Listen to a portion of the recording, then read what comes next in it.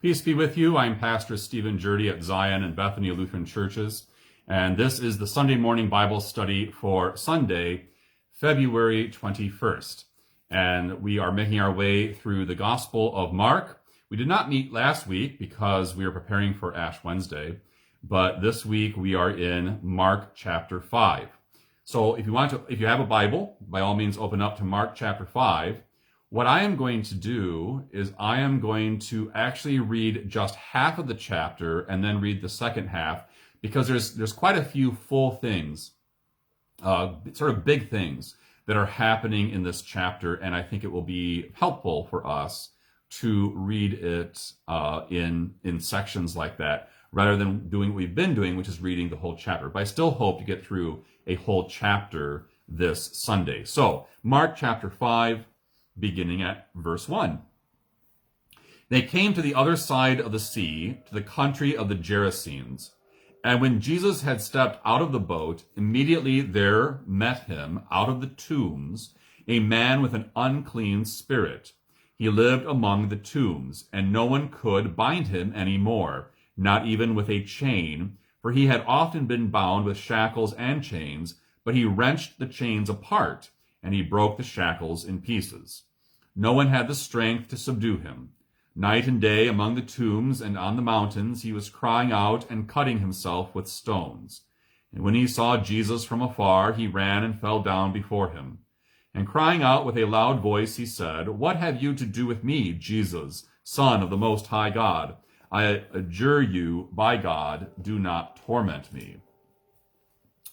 Arrogance of a demon to adjure Jesus by God. I've never really thought about that before. For he was saying to him, "Come out of the man, you unclean spirit." And Jesus asked him, "What is your name?" He replied, "My name is Legion, for we are many." And he begged him earnestly not to send them out of the country. Now a great herd of pigs was feeding there on the hillside. And they, the demons, begged him, saying, "Send us to the pigs, let us enter them." So he gave them permission. And the unclean spirits came out and entered the pigs, and the herd, numbering about 2,000, rushed down the steep bank into the sea and were drowned in the sea. The herdsmen fled and told it in the city and in the country, and people came to see what it was that had happened. And they came to Jesus and saw the demon-possessed man, the one who had had the legion, sitting there clothed and in his right mind, and they were afraid. And those who had seen it described to them what had happened to the demon-possessed man and to the pigs. And they began to beg Jesus to depart from their region. As he was getting into the boat, the man who had been possessed with demons begged him that he might be with him.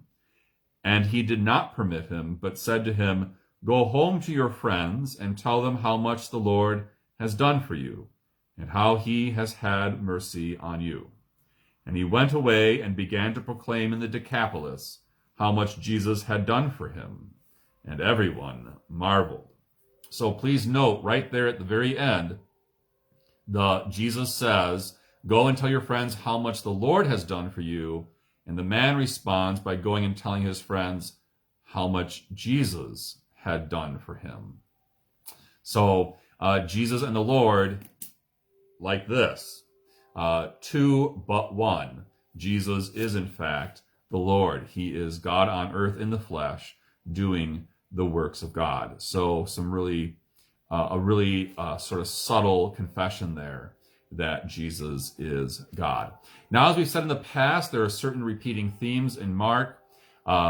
Jesus teaching, Jesus cleansing people of illness and of demons, and Jesus calling disciples. We see here a couple of those themes. We see him cleansing the man of demon possession, and we'll talk about that more in a minute. And then we see Jesus actually turning down the man's offer to follow him, which is interesting. Jesus, I'm trying to think of any instance where someone asks Jesus to follow him and Jesus accepts the offer.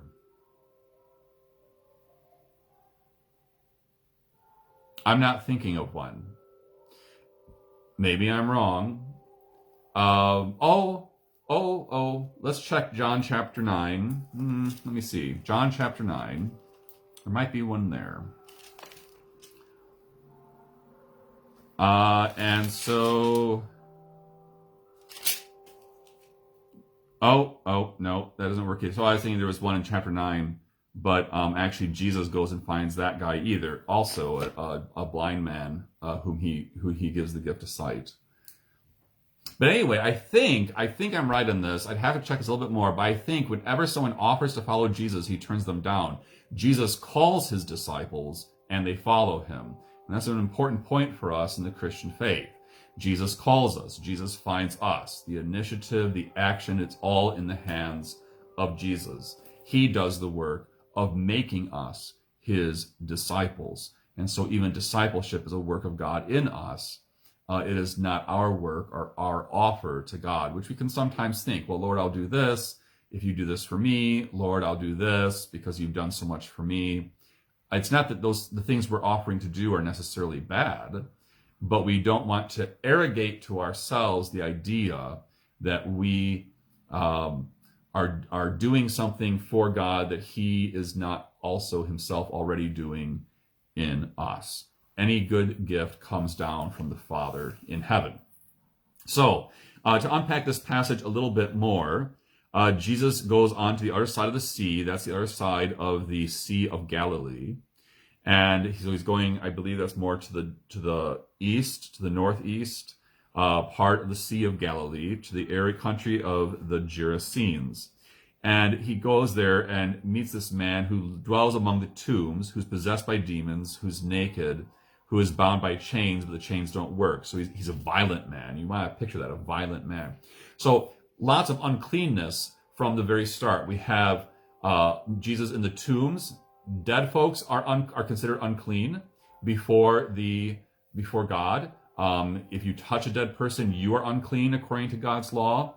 And so to be among the tombs is to be unclean by definition, according to the law given to Moses.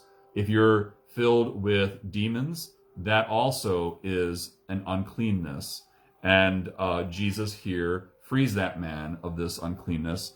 And where does he cast the demons? He casts them into a herd of pigs. Remember, pigs are unclean food, and those pigs then are promptly drowned. So the whole message here is that Jesus takes away our uncleanness. If there is anything separating you from God, if there's anything in you that is unclean, Jesus takes that away.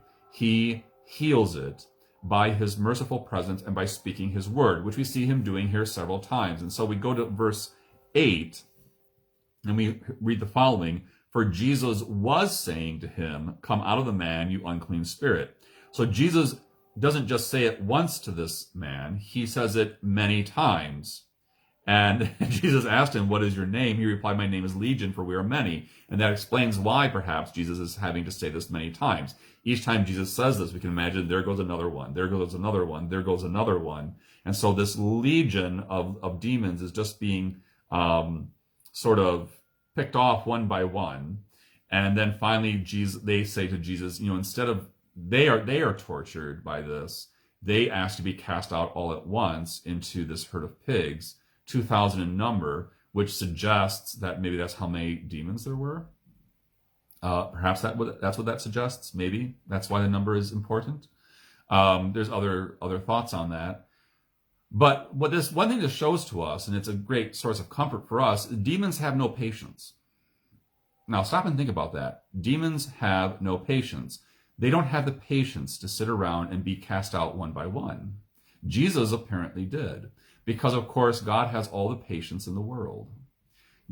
God is slow to anger and abounding. He is gracious and merciful, slow to anger and abounding in steadfast love. God, in calling us to patience, one of the virtues of the Christian life, is simply asking us to share in his own character. He is patient with us. We're told this throughout the scriptures, that God is patient with us. He's slow to anger, to give us time to repent. Demons don't have that patience. The reason why this is important and why I'm bringing this up is because you and I, brothers and sisters, are engaged in spiritual warfare every day. We are indeed engaged in battle with principalities and the prince of the air, as St. Paul at one point calls him. and the thrones and the powers and the principalities of this world. And since we're engaged in that battle, which is a battle ultimately fought through the Word of God, prayer, and faith, it is an encouragement to you to know that your enemy has no patience. And that then is a call to you to endure and to be patient. Remember, St. Paul once speaks of a thorn in his side. This is in 2 Corinthians. He speaks of a thorn in his side, and he says, all these times I prayed to God to have this removed from me. And God answers, my grace is sufficient for you, for my power is made perfect in weakness. He calls Paul to have patience, which of course makes Paul stronger. Even though Paul has this thorn in his side, Paul becomes stronger because he has patience. And so you have all the encouragement to know that by your patience, you too will conquer, by enduring, by holding fast, by not losing heart, by not despairing. I don't know what all of your troubles are, but you all have your own set of spiritual battles you're fighting. The unfaith of someone in your life, a child, whomever it may be, someone else in your family. Spiritual battle of your own faith as you face debilitating illnesses or worries, long-held griefs and sins. That phrase comes from the beautiful hymn, Jesus Still Lead On. When a long-felt grief, comes our way, and when a long-felt grief threatens our belief, that is a spiritual battle. Just also distraction. Here we are in the heart of winter, and it's easy to just feel distracted. We're coming out of winter. I heard a lot of birds singing this morning. I've heard them for a couple of weeks. I don't remember hearing so many birds in winter before. And that's something to think about. But so we're coming out of it, but still we're in the heart of it, And so we can be just that sense of distraction, of malaise. That's a spiritual a battle. Be patient. The demons don't have patience. They won't last. I've learned that in ministry and learned that then differently in my personal life. And we see Jesus illustrate that for us here. They have to be cast out all at once because they don't want to sit around and be cast out one by one. Lazy demons. All right. So he does this. Also kind of interesting that the man was naked and now he's clothed. And so that kind of takes us back. So the man's running around. Just picture this man running around naked in chains, living around tombs. I'm just picturing our society after, almost a year of lockdowns. But I don't know why that's funny. It isn't funny, but it's just that image. So this guy's running around naked and in chains, dwelling among the tombs, going out of his mind. And it's funny because all's well that ends well, right? And so he is released from that. And they find him clothed in his right mind. This kind of takes us back to the Garden of Eden, and it's subtle, but when Adam and Eve discover they have sinned, they discover then also that they're naked, and they're embarrassed by their nakedness, and they clothe themselves with fig leaves, which is, not the greatest clothing. God comes along and gives them better clothing. He clothes them with leather. He sacrifices an animal, clothes them with hide. And so here we see something like that this, that gift of clothing for Adam and Eve is a gift of the Lord's providence and his care, showing that he's with them, even in their sin, to redeem them, be their father. Same thing happens here now when the man of the demoniac, as we call him, though he is no longer the demoniac of the Gerasenes, is clothed. God is with him. God that shows that God is at work in this man now, and he's under God's care, which also then relates to language used for our baptism. We are told that we are clothed with Christ. In baptism, we are clothed with the white robe of Christ's righteousness. And so we also in baptism, lest we forget, experience a exorcism, because we are born in the thrall of the devil. We are born headed to perdition, to destruction, to death, In baptism, we are transferred, as St. Paul says in Colossians, to the kingdom of light. We are clothed with Christ as we prepare to be clothed even more fully with the glory of God in the resurrection.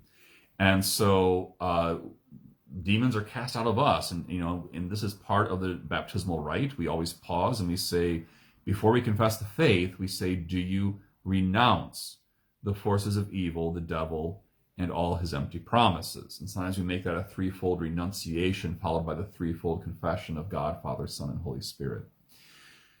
So when we see this man, possessed by so many demons, we really are seeing a picture of ourselves. Jesus is illustrating to us through this one man our life as well, a life in which we will conquer because the devils have no patience, and we will conquer by the word of the Lord. We will conquer by the presence of Jesus, and that word of the Lord, that presence of Jesus, clothes us with faith so that we may be in our right mind and we are utterly clean before the Father. Whatever you think separates you from God, it is no more because Jesus has removed it for you. Now, let's read the rest of Mark chapter 5. I have to watch my time. Beginning at verse 21. And when Jesus had crossed again in the boat to the other side, a great crowd gathered about him, and he was beside the sea. Then came one of the rulers of the synagogue, Jairus by name, and seeing him, he fell at his feet, and implored him earnestly, saying, My little daughter is at the point of death. Come and lay your hands on her, so that she may be made well and live. And he went with him. And a great crowd followed him and thronged about him. And there was a woman who had had a discharge of blood for 12 years, and who had suffered much under many physicians, and had spent all that she had, and was no better, but rather grew worse. She had heard the reports about Jesus, and came up behind him in the crowd, and touched his garment. For she said, If I touch even his garments, I will be made well. And immediately the flow of the blood dried up, and she felt in her body that she was healed of her disease. And Jesus, perceiving in himself that power had gone out from him, immediately turned about in the crowd, and said, Who touched my garments? And his disciples said to him, You see the crowd pressing around you, and yet you say, Who touched me? And he looked around to see who had done it. But the woman, knowing what had happened to her, came in fear and trembling, and fell down before him and told him the truth, the whole truth. And he said to her, Daughter, I wonder if that's where that comes from. Anyway, told him the whole truth. And he said to her, Daughter, your faith has made you well.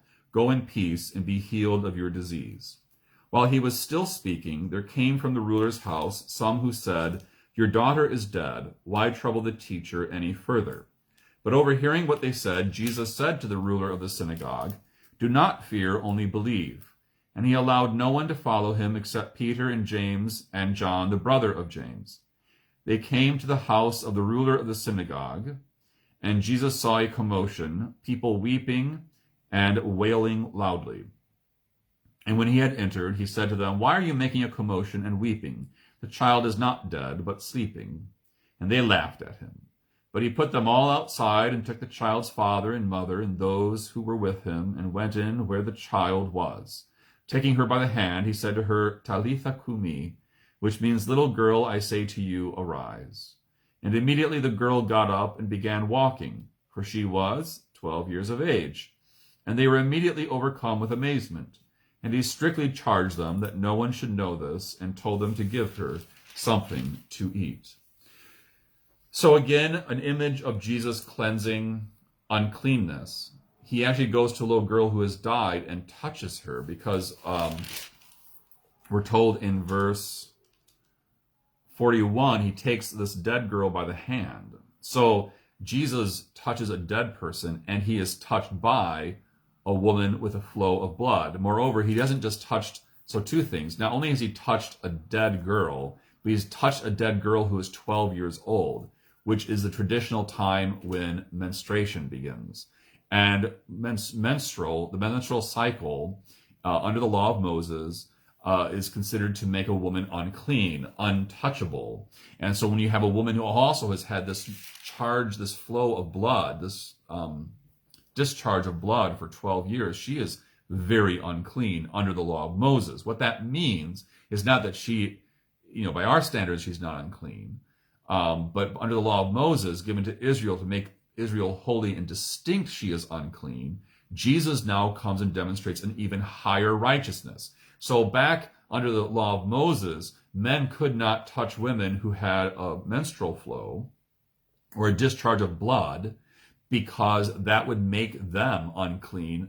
By unclean, we mean unable to fulfill their duties towards God in the temple or in synagogue. Notice whose daughter this is, the daughter of the leader of synagogue. So if you have touched a woman back at that time and you were a Jew, you knew that she better not have a menstrual flow, or else you could not fulfill your obligations and duties before God. What this meant was that when your wife had a menstrual flow, you dare not touch her. It also meant that you dare not touch women you don't know, or even women you do know, but you don't know what their cycle is. And so you don't touch 12-year-old girls. You don't touch women who are having their cycle, says the law of Moses. I'm not saying that. The law of Moses says that. Well, Jesus undoes that, doesn't he? Still today, Orthodox Jews will not be touched by women they don't know and will seek to avoid it, which, I mean, that isn't such a bad thing, men. It's to have a nice boundary, but this is a boundary that is a boundary not for the sake of keeping a good boundary that respects everybody's integrity, but rather a boundary that keeps the man clean. The man stays clean by not being touched. Notice how touching Jesus makes people clean. It's just the opposite. So that's the importance of this woman who's had this discharge of blood, coming up to Jesus and thinking, I want to be healed, but I shouldn't touch the rabbi. The rabbi shouldn't touch me. I have a discharge of blood. That's why she's so afraid when he says, who touched me? Because, of course, if people find out that she touched a rabbi when she has this discharge of blood, right? Without asking the rabbi, without rabbi knowing, she has done a really bad spiritual deed. And so she says to herself, well, I'll just touch just the fringe of his cloak. She does so, and by that faith, she's made well. Power goes out from Jesus. Power goes out to those who have faith. Not always healing in every instance the way we think of it, but that deeper healing that leads to resurrection from the dead. Well, now, Jesus feels that. He says, who touched me? And the disciples are like, look at everyone pressing around you. How do you know? Everyone's touching you, Jesus. And of course, that's probably a concern to the disciples. Yeah, stay clean. But no, Jesus wants to know, because he wants to know who has experienced healing. This is the higher righteousness. Whereas the old way of righteousness says, stay apart, don't touch. Don't be with the dirty people, the spiritually dirty people. The righteousness of Jesus says, I have come for the spiritually dirty people, and by being with them, I, Jesus, by my presence, makes them clean. So now think what it means that Jesus has touched you, that Jesus has put his name on you, that Jesus feeds you his body and his blood, that Jesus unites you with his body so that you are a member of his body through holy baptism. It means you're clean. And the same thing happens for the young 12-year-old girl who's dead, who is cleansed by the touch of Jesus. Under the old order, not being touched brings cleanliness and righteousness. Under Jesus, it is by being touched by him, by having his presence, by having his name, being in his fellowship, being a member of his body, that healing and righteousness and cleanliness before God is granted. Complete opposite and undoing, and yet a fulfillment of the Old Testament law, because it brings this higher righteousness. And this is why we want to share Jesus Christ with others. It's why we want to invite our family, our friends, our enemies and strangers to know Jesus Christ. And we want to promise Jesus Christ to them and actually give them Jesus by speaking the word to them, so that they too would have the righteousness and the peace that transcends all understanding. Significant too, perhaps, that this woman has had a discharge of blood for 12 years, and the girl is 12 years old. That relates to the 12 tribes of Israel, perhaps, so that now Israel is seeing how it would be made clean, but it's being shown how it would be made clean through two women who are unclean. And just as Israel will be shown how it may be made clean by ultimately going to the cross. In these two women who are unclean, we have an image of the cross that is coming, in which Jesus himself will be defiled in the eyes of the world. He will become a curse upon the cross. He will be defiled under the law of God. He will become unclean, and yet that crucifixion of Jesus is the font of cleanliness and righteousness. So that's Mark chapter 5, two stories in which Jesus heals the unclean, teaching us that we are made clean by him before God as well, all sins set aside. And then some other interesting things along the way. Demons have no patience. Endure, you will conquer. And not only that, but now it is through the presence of Jesus and by his touch that we are made well. It is through his willingness to be with the sinfully unclean that we are actually made clean. We have a little time to go farther. Just 5 minutes. So let's do just a little bit of chapter 6 to move ahead. Chapter 6, verse 1. He went away from there and came to his hometown, and his disciples followed him. And on the Sabbath he began to teach in the synagogue, and many who heard him were astonished, saying, "Where did this man get these things? What is the wisdom given to him? How are such mighty works done by his hands? Is not this the carpenter, the son of Mary, and brother of James, and Joseph, and Judas, and Simon? And are not his sisters here with us?" And they took offense at him. And Jesus said to them, "A prophet is not without honor except in his hometown, and among his relatives, and in his own household." And he could do no mighty work there, except that he laid his hands on a few sick people and healed them. And he marveled because of their unbelief.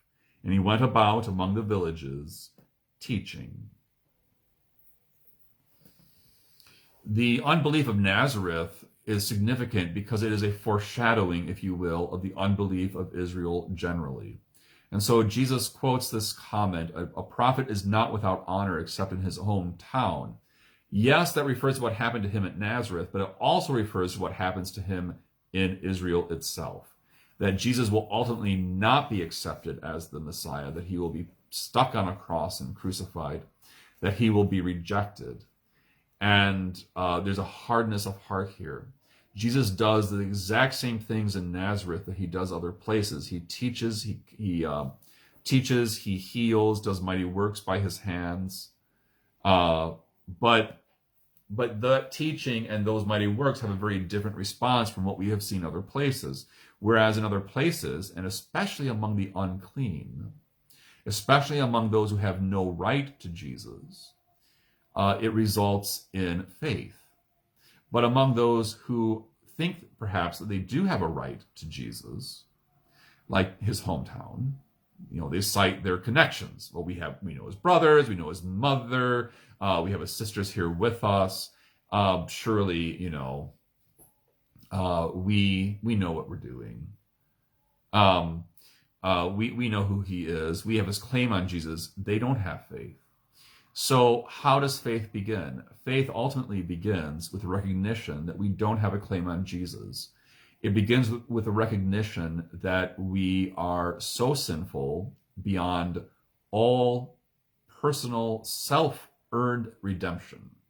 So sinful that we cannot help ourselves, that we have no claim to grace. Once we realize that, then we're ready for grace. Then grace is grace when we realize we have no claim on it. And that's what Nazareth is not recognizing, that it has no claim on Jesus, and therefore it has a lack of faith. Israel will ultimately not recognize the same thing. But the church grows wherever that is recognized. So that's verses 1 through 6 of chapter 6. A little bird's eye view into the dynamics of faith and grace. Faith receives grace once we recognize that we don't deserve it. Then we're ready for it. We still have time for a little bit more. And he called the 12 and began to send them out 2 by 2 and gave them authority over the unclean spirits. He charged them to take nothing for their journey except a staff, no bread, no bag, no money in their belts, but to wear sandals and not put on 2 tunics. And he said to them, "Whenever you enter a house, stay there until you depart from there. And if any place will not receive you, and they will not listen to you, When you leave, shake off the dust that is on your feet as a testimony against them." So they went out and proclaimed that people should repent. And they cast out many demons and anointed with oil many who were sick and healed them. Jesus shares everything he is. So he shares his righteousness with those who are unrighteous, his cleanliness with those who are unclean. Here he shares his ministry with those who are not ministers by birth, who are not ministers by nature, who are not Levites and therefore not priests, for example. He shares his ministry with them. He shares his divine power to heal with them, his divine power to preach with them. And so the ministers of Jesus have this union with Jesus. Their word is his word. As he says in Luke and other places, "He who hears you hears me." So Jesus bonds himself with his apostles that tightly. And then he gives them some directives for how they are to live. Essentially what it means, what he's saying there is rely on the goodness of those whom you serve. Trust them to support you and to love you. And in that support and love for you, they will be receiving you. In receiving you, they will be receiving me. He doesn't say that here, but he says that in other places like Matthew. And so it really calls the apostles to risk. In order to be a minister of Christ, you must be prepared to take risks. You must be prepared to risk your own well-being, the well-being of what you hold dear, and cast them upon the goodwill of those whom you serve. Because what that does is it actually encourages faith and the bond between the people and Christ. It's not for you, it's for their faith and their bond with Christ. And we see that the apostles did as they're told, and that they do indeed bear with themselves the divine power shared with them by Jesus to do ministry. I think that's enough for this week. I need to go prepare for the next service at 11 o'clock. This next Wednesday, we will be having another installment of our 6 Psalms by heart at 8:30 a.m. on Wednesdays mornings. For our Word at the Middle of the Week, of course, we have Compline, 8:30 a.m. and 8:30 p.m. Monday, Tuesday, Thursday, and Friday. So you can look forward to some of those things, those offerings coming up throughout the week as well. We also will be posting every Wednesday a recording of our midweek Lenten worship. It will not be a visual recording, but it will be an audio recording because the visual doesn't work as well in our nave at this time. But variety of reasons. But we will be publishing this verbal audio recording on our website, so you can check on our website and you will find it there where we have all the recordings of our services. God's peace be with you.